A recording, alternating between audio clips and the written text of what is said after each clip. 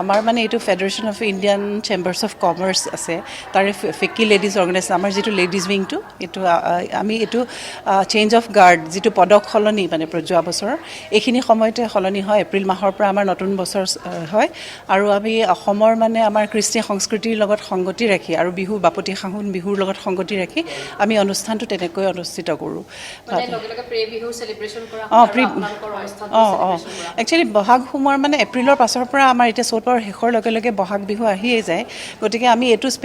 আমি স্পেচিফাই কৰোঁ আমি যাতে বিহু আমি বিশেষকৈ আমি এমফেচাইজ কৰোঁ আমি বিহুৰ লগত কৰিবলৈ বিহু পাতিবলৈ সংগতি ৰাখিবলৈ আৰু বিহু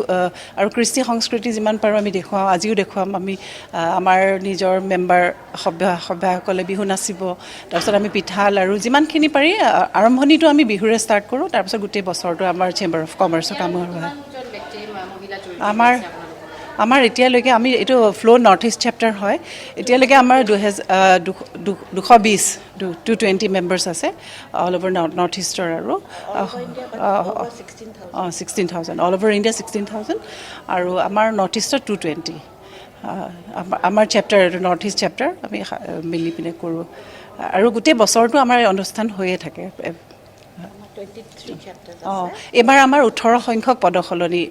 যিটো পাতিছোঁ চেঞ্জ অফ গাৰ্ড 18 সংখ্যক এই বাইদেউ আমাৰ এইবাৰ 19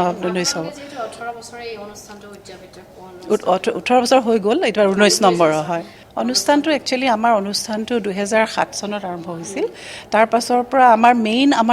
মেইন পইণ্টটো হৈছে আমাৰ উইমেন এম্পাৱাৰমেণ্ট আমাৰ নাৰীসকলৰ নাৰী শক্তিৰ মানে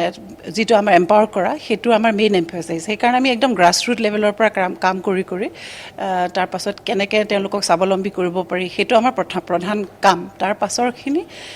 মেম্বাৰৰ নিজৰ মাজত মিলোৱা সেইবোৰ মাজে মাজে হৈ থাকে আৰু